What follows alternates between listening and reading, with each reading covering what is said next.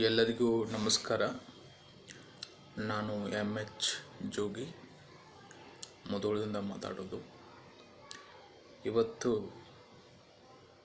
ನಾನು ನಿಮ್ಮೆಲ್ಲರ ಮುಂದೆ ಬದುಕು ಮತ್ತು ಬರಹ ಎಂಬ ವಿಷಯ ಇಟ್ಕೊಂಡು ನನ್ನಲ್ಲಿರ್ತಕ್ಕಂಥ ಕೆಲವೊಂದಿಷ್ಟು ಅನುಭವಗಳನ್ನು, ಮನದಾಳದ ಮಾತುಗಳನ್ನು ತಮ್ಮ ಜೊತೆ ಹಂಚಿಕೊಳ್ಬೇಕಂತ ನಿರ್ಧರಿಸಿದ್ದು. ಈಗ ತಮ್ಮ ಮುಂದೆ ನಾನು ಈ ಒಂದು ವಿಷಯಕ್ಕೆ ಸಂಬಂಧಪಟ್ಟಂತೆ ಹಾಗೂ ವಿಷಯದನ್ವಯ ಇವತ್ತು ಕೆಲವೊಂದಿಷ್ಟು ವಿಚಾರಗಳನ್ನು ನಿಮ್ಮ ಜೊತೆ ಹಂಚ್ಕೋಬೇಕಂತ ನಾನು ಇಲ್ಲಿ ನಿಮ್ಮ ಎದುರಿಗೆ ಇವತ್ತು ಇದರ ಬಗ್ಗೆ ಒಂದು ವಿಚಾರಗಳ ಒಂದು ಸರಣಿಯನ್ನು ಈ ಒಂದು ವಿಡಿಯೋ ಮುಖಾಂತರ ತಮಗೆಲ್ಲರಿಗೂ ತಿಳಿಯಪಡಿಸಲು ತುಂಬ ಇಷ್ಟ ಆಗುತ್ತೆ. ತಮಗೆಲ್ಲ ಗೊತ್ತಿರುವಂಥ ವಿಚಾರ ಇವತ್ತು ಬದುಕು ಮತ್ತು ಬರಹ. ಬದುಕು ಅಂದರೆ ಲೈಫ್ ಅಂತ ಕರೀತಾರೆ, ಬರಹ ಅಂದರೆ ರೈಟಿಂಗ್ಸ್ ಅಂತ ಕರೀತಾರೆ. ಇದನ್ನು ಇನ್ನಷ್ಟು ದೀರ್ಘವಾಗಿ ಹೋದರೆ ನಾವು ಲೈಫ್ ಅಥವಾ ಅಂತ ಅಂತೀವಿ. ಈ ಲೈಫ್ ಅಂದರೆ ಇವತ್ತು ಬದುಕು, ಇದಕ್ಕೆ ಸಾಮಾಜಿಕವಾಗಿರ್ತಕ್ಕಂಥ ಒಂದು ಹಂತ ಇದು. ಅದನ್ನು ನಾವು ಬರಹ ಅಂತಂದರೆ ನಮಗೆ ಒಟ್ಟಾರೆಯಾಗಿ ಹೇಳಬೇಕಂದ್ರೆ ಲಿಟ್ರೇಚರ್ ಅಂತ ನಾವು ಕರಿತೀವಿ, ಸಾಹಿತ್ಯ ಅಂತ ಕರಿತೀವಿ. ಅದಕ್ಕೆ ನಾವು ಈಗ ಇತ್ತೀಚೆಗೆ ನಾವು ಕಾಣ್ತಿರುವಂಥದ್ದು ಪಠ್ಯಕ್ರಮದಲ್ಲಿ ಸಾಹಿತ್ಯ ಮತ್ತು ಸಮಾಜ, ಸಾಹಿತ್ಯ ಮತ್ತು ನೈತಿಕತೆ, ಸಾಹಿತ್ಯ ಮತ್ತು ವಿಜ್ಞಾನ, ಆ ಒಂದು ನಿಟ್ಟಿನಲ್ಲಿ ನಾವು ನೋಡ್ತಕ್ಕಂಥದ್ದು. ಇಲ್ಲಿ ನಾವು ನೋಡ್ತಕ್ಕಂಥದ್ದು ಬದುಕು ಮತ್ತು ಬರಹ. ಬರಹಕ್ಕೆ ಬದುಕೇ ಸ್ಫೂರ್ತಿ ಅಂತಕ್ಕಂಥದ್ದು ನನ್ನ ಒಂದು ವಿಚಾರ. ಮುಂದೆ ಏನಾಗತ್ತಂದರೆ ಬರವಣಿಗೆ ಬದುಕಿಗೆ ಸ್ಫೂರ್ತಿ ಆಗುತ್ತೆ. ಅಂದರೆ ನಾನು ಇಲ್ಲಿ ಹೇಳ್ಬೇಕಾಗಿದ್ದು ಏನಂದರೆ ಒಂದಕ್ಕೊಂದು ಇಲ್ಲಿ ಸಂಬಂಧ ನಾವು ಕಾಣ್ತೀವಿ. ಈಗ ನಾವೇನಾದರೂ ದೊಡ್ಡ ದೊಡ್ಡ ವ್ಯಕ್ತಿಗಳನ್ನು ತೊಗೊಂಡ್ರೆ ಅವರ ಬದುಕೇ ಒಂದಿನ ಏನಾಗತ್ತಂದರೆ ಬರವಣಿಗೆಗೆ ಒಂದು ಸ್ಫೂರ್ತಿ ಆಗುತ್ತೆ. ಎಷ್ಟೋ ಕವಿಗಳು ಕೂಡ ನೋಡ್ತಿರುವಂಥದ್ದು, ಅವರು ತಮ್ಮ ಬರವಣಿಗೆಗೆ ತಮ್ಮ ಬದುಕನ್ನೇ ಸ್ಫೂರ್ತಿ ಮಾಡ್ಕೊಳ್ತಾರೆ. ಬದುಕು ಅಂದರೆ ಬರೀ ವೈಯಕ್ತಿಕವಾಗಿರ್ತಕ್ಕಂಥದ್ದಲ್ಲ, ಒಬ್ಬ ವ್ಯಕ್ತಿಗೆ ಸಂಬಂಧಪಟ್ಟಿರ್ತಕ್ಕಂಥದ್ದು. ಈ ಮಾನವ ಸಮಾಜ ಜೀವಿ ಅಂತ ಈಗಾಗಲೇ ಅರಿಸ್ಟಾಟಲ್ ಹೇಳಿದ್ದಾರೆ. ರೋಸೋರು ಕೂಡ ಏನು ಹೇಳಿದ್ದಾರೆ, ಈ ಮನುಷ್ಯ ಬುದ್ಧಿಜೀವಿ ಅಂತ ಹೇಳ್ತಾನೆ. ಈ ನಾವು ಮನುಷ್ಯರಿಗೆ ಹುಟ್ಟಿದ್ದೇ ಒಂದು ನಮಗೆ ತುಂಬ ಸಂತಸದ ವಿಚಾರ. ಮನುಷ್ಯ ಯಾವಾಗಲೂ ಕೂಡ ಸಪ್ಪಗೆ ಇರಬಾರ್ದು. ಸಪ್ಪಗೆ ಅಂದರೆ ಏನು ರೀ? ಅಸಂತೋಷದಿಂದ ಯಾವಾಗಲೂ ಇರಬಾರ್ದು. ಯಾಕಂದರೆ ನಾವು ಕ್ರಿಮಿ ಕೀಟಗಳಾಗಿ ಹುಟ್ಟಿಲ್ಲ, ನಾಯಿ ನದಿಗಳಾಗಿ ಹುಟ್ಟಿಲ್ಲ, ಕತ್ತೆ ಥರ ಜೀವನ ಅಲ್ಲ ನಮ್ಮದು. ಈ ಮನುಷ್ಯರಾಗಿ ಈ ಸಮಾಜಕ್ಕೆ ನಾವು ಪ್ರಾರ್ಪಣೆ ಮಾಡಿದ್ದೀವಿ ಅಂದರೆ ಅದಕ್ಕೆ ನಾವು ಸಂತೋಷ ಪಡಬೇಕು, ಅದರ ಋಣ ನಾವು ತೀರಿಸಬೇಕು, ಈ ಸಮಾಜಕ್ಕೆ ಒಳ್ಳೆಯದು ಮಾಡಬೇಕು. ಅದು ಯಾವುದೇ ರೀತಿ ಅಂದರೂ ಕೂಡ ಇರಬಹುದು. ಇಂಥವೆಲ್ಲ ವಿಚಾರಗಳನ್ನು ನಾವು ಎಲ್ಲಿ ಕಾಣ್ತೀವಿ ಅಂತಂದರೆ ಬರವಣಿಗೆಯಲ್ಲಿ ನಾವು ಕಾಣ್ಬೋದು. ಅದಕ್ಕಿಂತ ಮುಂಚಿತವಾಗಿ ನಾನು ಸ್ವಲ್ಪ ಒಂದಿಷ್ಟು ವಿಚಾರಗಳನ್ನು ಬದುಕಿಗೆ ಸಂಬಂಧಪಟ್ಟಂತೆ ನೋಡೋಣ. ತಮಗೆಲ್ಲ ಗೊತ್ತಿರುವಂಥದ್ದು, ಮನುಷ್ಯ ಹುಡ್ತಾನೆ, ಸಾಯ್ತಾನೆ. ಈ ಬದುಕು ಹುಟ್ಟು ಮತ್ತು ಸಾವಿನ ಮಧ್ಯೆ ಇರತಕ್ಕಂಥ ಒಂದು ಕೊಂಡಿ ಎಂಬಿರ್ತಕ್ಕಂಥದ್ದು ನಾವು ವಿಚಾರ ಮಾಡಬೇಕು. ಹುಟ್ಟಿದವನು ಸಾಯಲೇಬೇಕಾಗತ್ತೆ. ಮತ್ತೊಬ್ಬನು ಮತ್ತೇನು ಮಾಡ್ತಾನೆ? ಈ ಕವಿಗಳು ಹೇಳ್ತಿರ್ತಾರೆ, ಗೀತಾಂಜಲಿಯಲ್ಲಿ ರವೀಂದ್ರನಾಥ್ ಠಾಗೋರ್ ಹೇಳ್ತಾರೆ, ಈ ಹುಟ್ಟು ಮತ್ತು ಸಾವು ಅಂದರೆ ದೇವ್ರು ಏನು ಮಾಡ್ತಾನಪ್ಪ ಅಂತಂದರೆ ಆ ದೇಹದಲ್ಲಿರ್ತಕ್ಕಂಥ ಒಂದೇನು ನೀವು ಆತ್ಮ ಅಂತಿರಲ್ಲ, ಆ ಆತ್ಮವನ್ನು ತೆಗೆದು ಬೇರೆದ್ರು ಹಾಕಿದರೆ ಯಾವನಿಗೆ ಹಾಕಿರ್ತಾನೆ ಅವನು ಹುಡ್ತಾನೆ, ಯಾವನಿಂದ ದೇಹದಿಂದ ತೆಗಿತಾನೋ ಅವನು ಸತ್ತು ಹೋಗ್ತಾನೆ ಅಂತಕ್ಕಂಥ ಒಂದು ವಿಚಾರ. ಇನ್ನೊಬ್ಬರು ಇರ್ತಾರೆ ಇಂಗ್ಲೀಷ್ನಲ್ಲಿ, death is not end of life, it is a beginning of another life ಅಂತ ಕರೀತಾರೆ. ಇವೆಲ್ಲ ವಿಚಾರಗಳನ್ನ ಎಲ್ಲಿ ಕಾಣ್ತೀವಿ ಅಂದರೆ ಬರವಣಿಗೆಯಲ್ಲಿ ಕಾಣ್ತೀವಿ. ಬದುಕು ತುಂಬ ಸುಂದರವಾಗಿರ್ತಕ್ಕಂಥದ್ದು.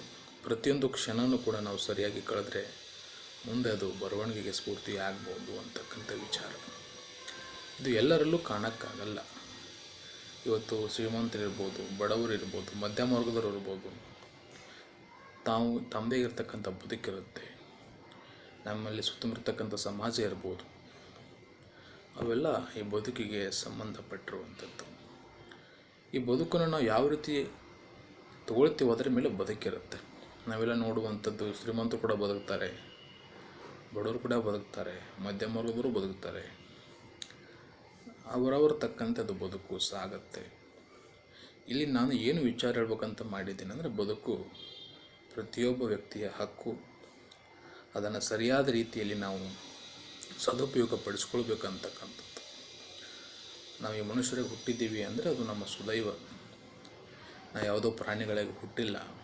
ಅದಕ್ಕೆ ಬದುಕನ್ನು ಸರಿಯಾಗಿ ಅರ್ಥ ಮಾಡ್ಕೊಂಡು ನಡಿಬೇಕು. ಅದರ ಜೊತೆಗೇ ಬದುಕನ್ನು ಬರವಣಿಗೆಗೆ ನಾವು ಮಾರ್ಪಾಡು ಮಾಡಬೇಕು. ಬರವಣಿಗೆ ರೂಪದಲ್ಲಿ ನಾವು ಅದನ್ನು ಸಮಾಜದಲ್ಲಿ ಇಡಬೇಕಂತ ನಂದು. ಜಾನ್ ಕಿಟ್ಸ್ ಹೇಳ್ತಾನೆ, ಓಡಾನಿ ಗ್ರೀಸಿಯನ್ ಅವರೆಂಬ ಪದ್ಯದಲ್ಲಿ ಹೇಳ್ತಾನೆ, art is eternity, life is short. ನೋಡಿ, ಕಲೆ ಶಾಶ್ವತವಾಗಿರ್ತಕ್ಕಂಥದ್ದು, ಜೀವನ ಅಶಾಶ್ವತ. ತಮಗೆಲ್ಲ ಗೊತ್ತು, ನಾವು ಯಾರೂ ಕೂಡ ವಿಲಿಯಮ್ ಶೇಕ್ಸ್ಪಿಯರನ್ನು ನೋಡಿಲ್ಲ. ಆದರೂ ನಮಗೆ ವಿಲಿಯಮ್ ಶೇಕ್ಸ್ಪಿಯರ್ ಗೊತ್ತಿದ್ದಾನೆ ಅಂದರೆ ಅದು ಬರಹದಿಂದ ಮಾತ್ರ, ಅದು ಸಾಹಿತ್ಯದಿಂದ ಮಾತ್ರ. ನಮ್ಮ ಭಾರತ ದೇಶದಲ್ಲಿ ನಮಗೆ 2 ಮಹಾಕಾವ್ಯಗಳಿದ್ದಾವೆ, ಮಹಾಭಾರತ ಮತ್ತು ರಾಮಾಯಣ ಇದ್ದಾವೆ. ಅದೇ ರೀತಿಯಾಗಿ ಕಾಳಿದಾಸ ಶಕುಂತಲ ಇದೆ, ಭಗವದ್ಗೀತೆ ಇದೆ. ಇವೆಲ್ಲ ಬದುಕ ಆಧಾರಿತವಾಗಿರ್ತಕ್ಕಂಥದ್ದು. ನಾವು ಯಾರೂ ಕೂಡ ಮಹಾಭಾರತ ನಡೆಯುವಾಗಿರಲಿಲ್ಲ. ನಾವು ರಾಮ ಸೀತೆಯನ್ನು ನೋಡಿಲ್ಲ, ಆದರೂ ಕೂಡ ನಮಗೆ ರಾಮಾಯಣ ಇವತ್ತು ಗೊತ್ತಿದೆ. ನಮ್ಗೆ ಯಾರಿಗೂ ಕೂಡ ಪಂಚ ಪಾಂಡವರು ಗೊತ್ತಿಲ್ಲ, ಕೌರವರು ಯಾರಂತ ನಾವು ನೋಡಿರಲಿಲ್ಲ, ಆದರೂ ಕೂಡ ಇವತ್ತೆಲ್ಲ ಗೊತ್ತಿದೆ ಅಂದರೆ ಅದು ಬರವಣಿಗೆ ರೂಪದಲ್ಲಿದೆ ಅಂತ ಅರ್ಥ.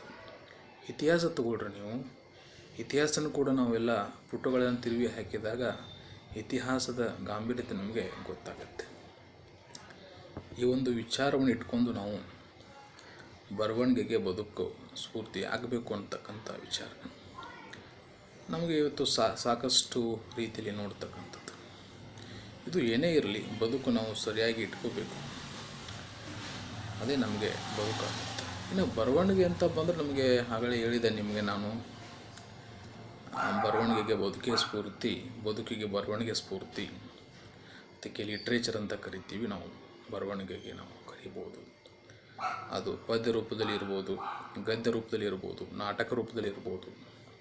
ಅದನ್ನು ಒಂದು ಹಂತದಲ್ಲಿ ನಾವು ಅನುಗುಣವಾಗಿ ಪರಿಸರ ತಕ್ಕಂತೆ, ಜೀವನ ತಕ್ಕಂತೆ ಅದನ್ನು ನಾವು ಬರವಣಿಗೆ ರೂಪದಲ್ಲಿ ತರಬೇಕಂತ ಅನ್ಕೊಂತು. ನಮಗೆ ಸಾಕಷ್ಟು ವಿಚಾರಗಳು ಗೊತ್ತಿರುವಂಥದ್ದು. ಇವತ್ತು ನಮಗೆ ಆತ್ಮಚರಿತ್ರೆಗಳು ಬರ್ತಿರ್ತವೆ, ನೋಡಬೇಕು ನೀವೆಲ್ಲ. ಕೆಲವೊಂದಿಷ್ಟು ಆತ್ಮಚರಿತ್ರೆಗಳು ಕೂಡ ಇವತ್ತು ಇನ್ನೂ ಕೂಡ ನನಗೆ ಮನಸ್ಸಿನ ಮೇಲೆ ಪರಿಣಾಮ ಬೀರಿದ್ದು.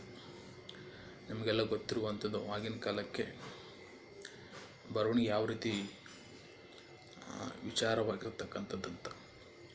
ಮಹಾತ್ಮ ಗಾಂಧೀಜಿಯವರಿಗೆ ಏನಾಗತ್ತಂದರೆ ಸತ್ಯರಿಚಿತ ನಾಟಕಗಳು ಪರಿಣಾಮ ಬೀರಿದವು. ಅಂಟು ದಿ ಲಾಸ್ಟ್ ಎಂಬ ಕೃತಿ ಕೂಡ ಅವರಿಗೆ ಪರಿಣಾಮ ಬೀರಿತು. ಅದೇ ರೀತಿಯಾಗಿ ಸಾಕಷ್ಟು ವಿಚಾರಗಳು ಕೂಡ ಅವರನ್ನು ಬರವಣಿಗೆಯಲ್ಲಿ ತೊಡಗಿಸಿದವು. ಮುಂದೆ ಅವರೇ ಬರೀತಾರೆ, ಮೈ ಎಕ್ಸ್ಪೀರಿಮೆಂಟ್ಸ್ ವಿತ್ ಟ್ರೂತ್ ಅಂತ ಬರೀತಾರೆ. ಅಂದರೆ ಸತ್ಯದೊಂದಿಗೆ ನನ್ನ ಜೀವನ, ಇದು ಕೂಡ ಆತ್ಮಚರಿತ್ರೆ. ನಾನು ಇದನ್ನು ಕೂಡ ಓದಿದಾಗ ಗೊತ್ತಾಗಿದೆ ಬದುಕು ಯಾವ ರೀತಿ ಇದೆ ಅಂತ.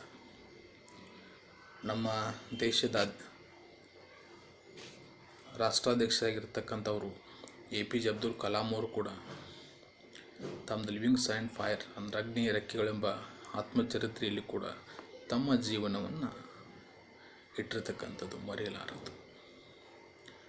ಅದೇ ರೀತಿಯಾಗಿ ನಮ್ಮ ಕನ್ನಡದಲ್ಲಿ ನಮ್ಮ SL ಭೈರಪ್ಪನವರು ಭಿತ್ತಿ ಅಂತ ಬರೀತಾರೆ. ಆ ಭಿತ್ತಿಯ ಓದಿದಾಗ ನಮ್ಗೆ ಗೊತ್ತಾಗುತ್ತೆ ಅದು ಜೀವನ ಶೈಲಿ ಯಾವ ರೀತಿ ಅಂತ. ಅದೇ ರೀತಿ ನಮ್ಮ ದಲಿತ ಕವಿಗಳಾಗಿರ್ತಕ್ಕಂಥವ್ರು ಡಾಕ್ಟರ್ ಸಿದ್ಧಲಿಂಗಯ್ಯನವ್ರದ್ದು ಊರು ಕೇರಿ ಓದಬೇಕು ನೀವು. ಅವರ ಜೀವನ ಯಾವ ರೀತಿ ಇತ್ತು, ಅವರ ಸಮಾಜ ಯಾವ ರೀತಿ ಇತ್ತು, ಸಮಾಜ ನೋಡೋ ದೃಷ್ಟಿಕೋನ ಯಾವ ರೀತಿ ಇತ್ತು ನೋಡಿದ್ರೆ ನಮಗೆ ಗೊತ್ತಾಗತ್ತೆ. ಅದೇ ರೀತಿಯಾಗಿರ್ತಕ್ಕಂಥದ್ದು ನಮ್ಮದು ಮಹಾರಾಷ್ಟ್ರದಲ್ಲಿ ಲಕ್ಷ್ಮಣ್ ಗಾಯಕ್ವಾಡ್ ಅವರು ಬರೆದಿರ್ತಕ್ಕಂಥ ಉಚ್ಚಾಲೆ ಅಂತ ಇದೆ, ಇಂಗ್ಲೀಷ್ನಲ್ಲಿ ದ ಬ್ರ್ಯಾಂಡೆಡ್ ಅಂತ ಅದು ಟ್ರಾನ್ಸ್ಲೇಷನ್ ಆಗಿದೆ.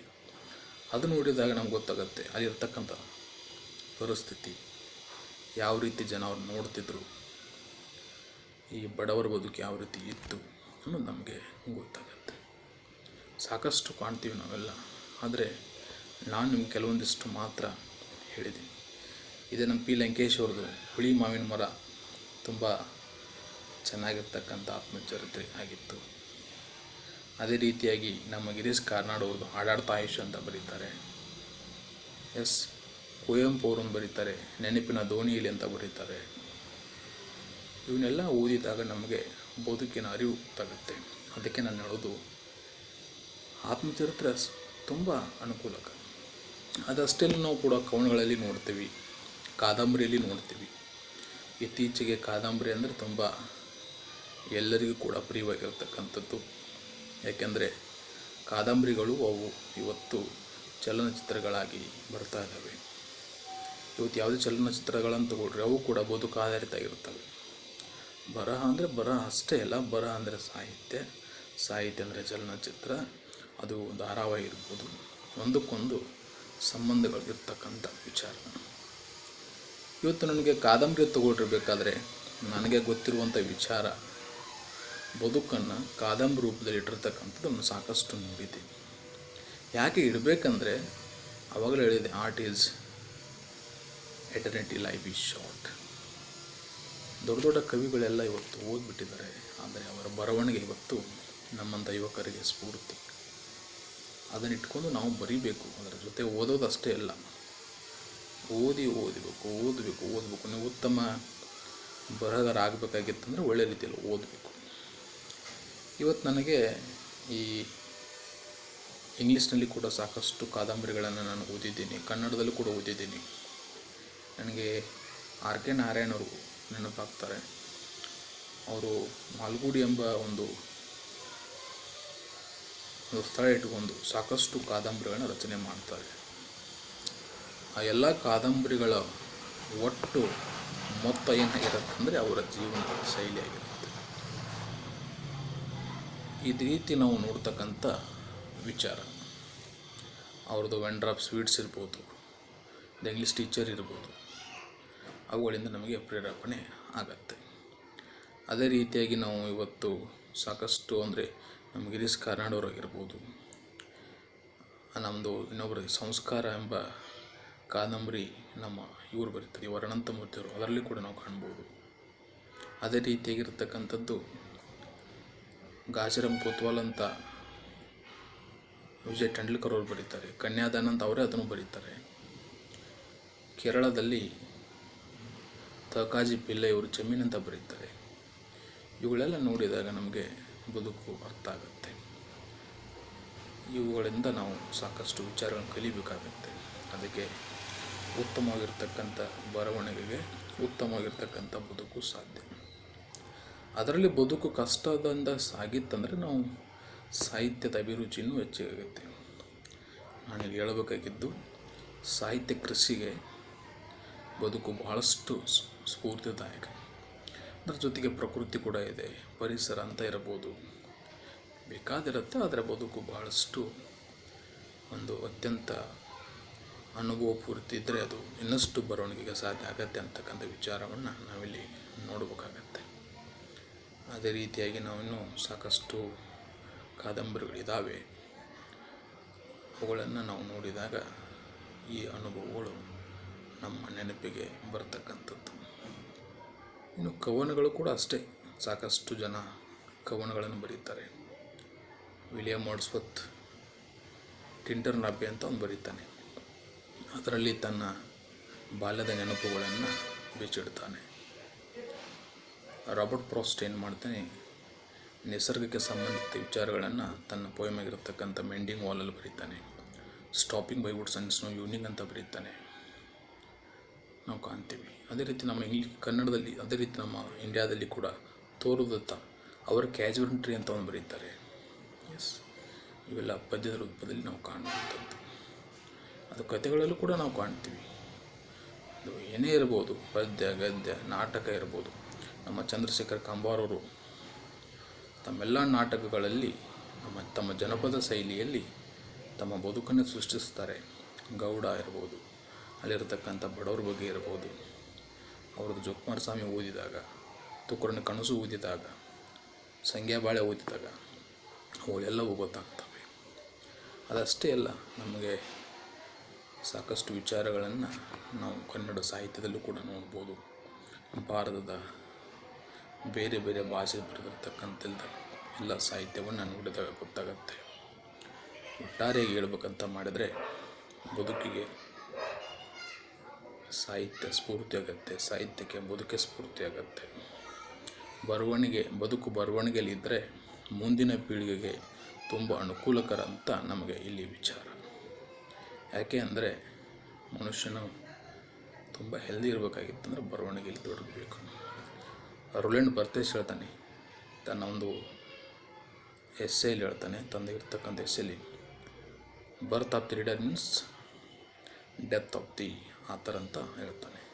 ಒಂದು ಕೃತಿ ಡೆತ್ ಆಫ್ ದಿ ಆಥರ್ ಅಂತ, it means birth of the reader ಅಂತ ಹೇಳ್ತಾನೆ. ಇವುಗಳನ್ನು ನಾವು ಅವಲೋಕನ ಮಾಡಿದಾಗ ಸಾಕಷ್ಟು ವಿಚಾರಗಳು ಗೊತ್ತಾಗ್ತವೆ. ನಮ್ಮ ಕುವೆಂಪು ಅವರು ಕೂಡ ಶಿವಮೊಗ್ಗದಲ್ಲಿ ಸಹ್ಯಾದ್ರಿ ಬೆಟ್ಟಗಳ ಬಗ್ಗೆ ಬರೀತಿರ್ತಾರೆ. ದ ರಾ ಬೇಂದ್ರೆಯವರು ಕೂಡ ತಮ್ಮ ಅನುಭವಗಳನ್ನು ತಮ್ಮ ಪದ್ಯದಲ್ಲಿ ಬರೆದರು.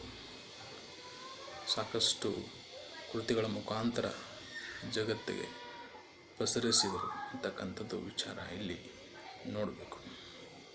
ಏನೇ ಆಗಲಿ, ಬದುಕು, ಬರಹ ಒಂದಕ್ಕೊಂದು ಸಂಬಂಧಪಟ್ಟದ್ದು. ಇವುಗಳನ್ನು ನಾವು ಒಟ್ಟಾರೆಯಾಗಿ ನೋಡಿದಾಗ ಎಷ್ಟು ನಮ್ಮಂಥ ಯುವಕರಿಗೆ ಅನುಕೂಲ ಆಗುತ್ತೆ.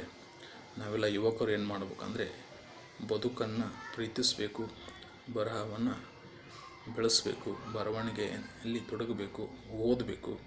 ಅಂದರೆ ನಾವು ಈ ಕಠಿಣತೆಯಿಂದ ಹೊರಗಡೆ ಬರೋದಕ್ಕೆ ಸಾಧ್ಯ. ನಾವೆಲ್ಲ ಇಂಗ್ಲೀಷ್ನಲ್ಲಿ ಕಾಣ್ತಿರ್ತವಂಥದ್ದು ರೋಮನ್ಸ್ ನಾವೆಲ್ಸ್ ಅಂತ ಬರ್ತವೆ, ಅವನ್ನೆಲ್ಲ ಅಲ್ಲಿ ಓದ್ತಾರೆ ಎಲ್ಲ ಜನ. ಗ್ರೀಕಲ್ಲಿ ಕೂಡ ಸಾಕಷ್ಟು ನೋಡ್ತೀವಿ. ಎಸ್, ಈ ದೃಷ್ಟಿಯಿಂದ ಇದೊಂದು ನನ್ನ ಸಣ್ಣ ಪ್ರಯತ್ನವನ್ನು ಕನ್ನಡದಲ್ಲಿ ಬದುಕು ಮತ್ತು ಬರಹ ಎಂಬ ವಿಚಾರ ಇಟ್ಕೊಂಡು ಮಾತಾಡಿದ್ದೇನೆ. ಇನ್ನು ನಂತರದಲ್ಲಿ ನಾನು ನನ್ನದೇ ಆಗಿರ್ತಕ್ಕಂಥ ಕೆಲವು ವಿಚಾರಗಳನ್ನು ಬೇರೆ ಬೇರೆ ಒಂದು ವಿಷಯದೊಂದಿಗೆ ನಿಮ್ಮನ್ನೆಲ್ಲ ಭೇಟಿ ಆಗ್ತೇನೆ. ಅದಕ್ಕೆ ಇದೊಂದು ನನ್ನ ಚಿಕ್ಕ ಪ್ರಯತ್ನ. ನಾನು ಇಲ್ಲಿ ಸ್ಟೆಪ್ ಅಂತೇನಲ್ಲ, ನನ್ನ ಮನಸ್ಸಿಗೆ ಅನಿಸಿದ್ದನ್ನು ನಾನೇ ಈ ಒಂದು ಶೀರ್ಷಿಕೆ ಇಟ್ಕೊಂಡು ವಿಚಾರಗಳನ್ನು ಅಂತ ಮುಂದೆ ಹಂಚ್ಕೊಂಡಿದ್ದೀನಿ. ನನಗೆ ಸಾಹಿತ್ಯ ಅಂದರೆ ತುಂಬ ಇಷ್ಟ.